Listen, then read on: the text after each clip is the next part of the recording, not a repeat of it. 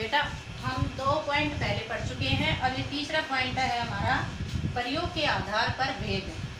अब प्रयोग के आधार पर भेद के बारे में जानेंगे कि प्रयोग के आधार पर भेद कितने होते हैं।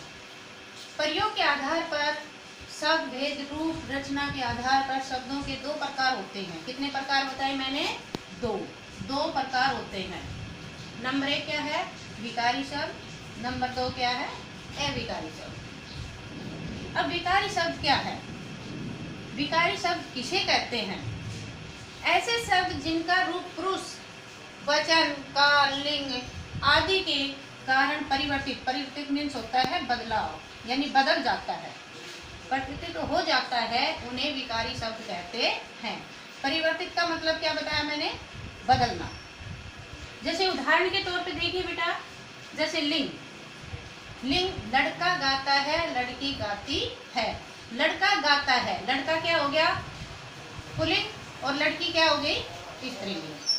तो लिंग जैसे लड़का और लड़की, जैसे कई बार कहते हैं कि लिंग बदलिए, तो लड़का क्या हो गया? पुल्लिंग, और लड़की क्या हो गई?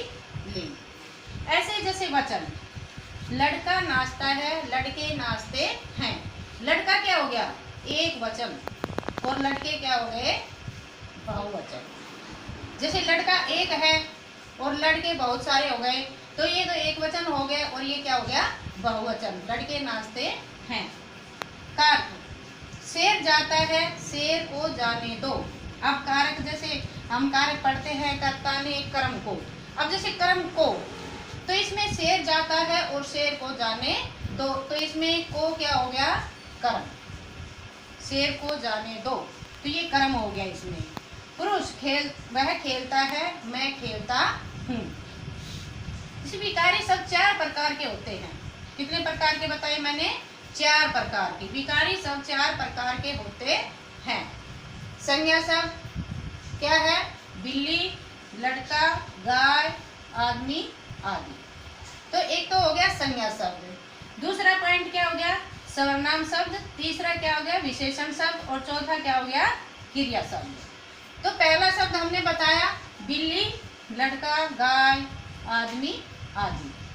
सर्वनाम शब्द मैं, हम, तू, तुम आदि। जैसे सर्वनाम शब्द में जैसे कई बार किसी व्यक्ति का या किसी का मतलब बार नाम न लेने की बजाय जैसे मैं, हम, तुम, तू, तुम आदि आ जाता है, तो क्या होते हैं? सर्वनाम शब्द। विशेषण शब्द, ये जैसे किसी की विशेषता बता रहे हैं कि अच्छा, बुरा, मोटा, पतला, जैसे जो भी है, जैसे अच्छा, अच्छी, मोटा, मोटी आदि, तो ये किसी की विशेषता बता रहे हैं, तो ये क्या हो गया? विशेषण शब्द। अगला आता है क्रिया शब्द। जाना, जाओ, गया, आया आदि। ये मतलब जाना, आना, गया, इसकी क्रिया बता रहे हैं, काम करने की क्रिया बता रहे हैं, तो ये क्या होता है? क्रिया। बेटा पहले हमने विकारी शब्द के बारे में पढ़ा था, अब हम किसके बारे में पढ़ेंगे? अविकारी शब्द के बारे में। अविकारी शब्द के बारे में जानकारी लेंगे। ऐसे शब्द जिनका रूप प्रयोग के कारण न बदल सके, उन्हें अविकारी शब्द कहते हैं। देखो विकारी शब्द में तो रूप बदल रहा था, और इसमें कोई रूप नहीं बदल रहा। जैसे खिलाड़ी तेज दौड़ता है, खिलाड़ी तेज दौड़ते हैं, तो इसमें तेज देखो, इसमें भी आया और इसमें भी आया। ये तो दौड़ता है और ये दौड़ते हैं, तो ये तो क्या हो गया? एक वचन, और ये क्या हो गया? बहुवचन। यानी ये तो एक खिलाड़ी तेज दौड़ता है और इसमें खिलाड़ी तेज दौड़ते हैं, तो क्या हो गया? बहुवचन। अविकारी शब्द 4 प्रकार के होते हैं। कितने प्रकार के बताए मैंने? 4 प्रकार के। क्रिया विशेषण शब्द, संबंध बोधक शब्द, समुच्चय बोधक शब्द, विस्मय आदि बोधक शब्द। अब देखो जैसे क्रिया विशेषण है, क्रिया विशेषण शब्द है धीरे धीरे, पर, अधिक आदि। जैसे धीरे धीरे, तुम धीरे धीरे चलो, वे धीरे धीरे चल रहे हैं, तो धीरे धीरे सेम रह गया, इनमें कोई परिवर्तन नहीं हुआ। ये जैसे उसमें परिवर्तन होता था विकारी शब्द में, और इसमें कोई परिवर्तन नहीं हो रहा। जैसे पुस्तक मेज पर रखी है, मेज पर पुस्तकें रखी है, मेज पर पुस्तक रखी है, मेज पर पुस्तकें रखी हैं, तो पर दोनों में आया ना, इसमें कोई परिवर्तन नहीं हुआ। परिवर्तन मीन्स बदलाव नहीं हुआ, तो इन पर कोई असर नहीं पड़ा। वो सेम आए। ऐसे ही संबंध बोधक शब्द हैं, जैसे बाहर, पहले, पास आदि। जैसे तुम बाहर जाओ, तुम सब बाहर जाओ, तो बाहर दोनों में आया, इसमें कोई परिवर्तन नहीं हुआ, तो दोनों में सेम आया, इसमें भी कोई बदलाव नहीं हुआ। समुच्चय बोधक शब्द, तीसरा पॉइंट हमारा क्या है, समुच्चय बोधक शब्द। इसमें आया क्योंकि। कल मैं विद्यालय नहीं आया क्योंकि मैं बीमार था। कल वो विद्यालय नहीं आए क्योंकि वो बीमार थे। ऐसे ही जैसे की है, तथा है, इनसे भी वाक्य बना सकते हैं। जैसे कोई भी वाक्य आप बनाओगे तो ऐसे, जैसे क्योंकि क्या बनाया, ऐसे ही की तथा का बन जाएगा।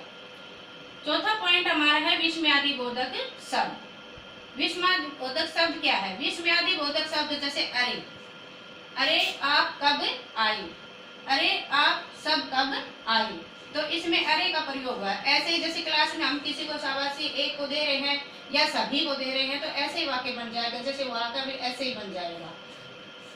तो हम जैसे विकारी शब्द में किसी भी रूप का प्रयोग किया तो उसमें बदलाव हमने किया, और अविकारी शब्द में हमने किसी के प्रयोग के कारण कोई रूप का बदलाव नहीं किया।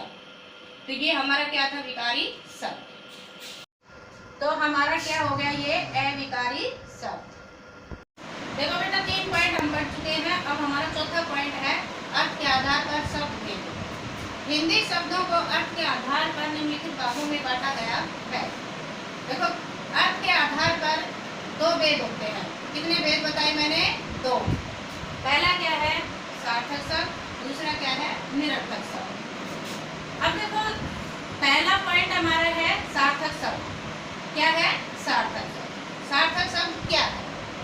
जिन शब्दों का कोई अर्थ होता है, यानी कोई शब्द है और उसका अर्थ निकल रहा है, उन्हें हम क्या कहेंगे, सार्थक शब्द। जैसे पर्यायवाची शब्द है, पहला क्या है, पर्यायवाची शब्द। जैसे अग्नि है, ये की शब्द है और इसका अर्थ निकल रहा है, क्या है, आग। अनल है, अनल का अर्थ निकल रहा है पावर। तो ये क्या है, वो शब्द हैं जिनका अर्थ निकल रहा है। दूसरा पॉइंट क्या है, विलोम शब्द। जैसे शुभ है, शुभ का भी अर्थ निकल रहा है क्या, अशुभ। इसका भी अर्थ है और इसका भी अर्थ। जैसे अशुभ का हम शुभ कर देते हैं और शुभ का अशुभ कर देते हैं। ऐसे जैसे यश का अपयश, अपयश का यश, एक का अनेक, अनेक का एक, तो इनका मतलब अर्थ निकल रहा है दोनों का। अगला पॉइंट है अनेकार्थी शब्द। जैसे अंबर है, अंबर को हम आकाश भी कह देते हैं और आसमान भी कह देते हैं और अंबर भी कह देते हैं, तो इनका भी अर्थ निकल रहा है। एकार्थी शब्द, ये अनेकार्थी शब्द थे, अब आ गए हम एकार्थी शब्द पर। जैसे सम्राट, सम्राट का अर्थ निकल रहा है राजाओं के राजा। जैसे हम इसको सम्राट भी बोल सकते हैं और राजाओं के राजा। जैसे राजा है किसी विशेष देश का स्वामी। अगला है निरर्थक शब्द। अब देखो सार्थक शब्द में तो क्या था, मतलब अर्थ का अर्थ निकल रहा था किसी शब्द का, और निरर्थक शब्द में इसमें कोई अर्थ नहीं निकल रहा। जैसे जिन शब्दों का कोई अर्थ नहीं होता या नहीं निकलता फिर भी भाषा में प्रयुक्त होते हैं, उन्हें निरर्थक शब्द कहते हैं। जैसे चाय वाय, पानी वानी, खाना वाना। तो देखो जैसे इसमें वाय है, वानी है और वाना है, इनका कोई अर्थ नहीं निकल रहा, तो ये क्या है, निरर्थक शब्द। देखो सार्थक शब्द में क्या था कि शब्दों का अर्थ निकल रहा था और निरर्थक शब्द में कोई अर्थ नहीं निकल रहा।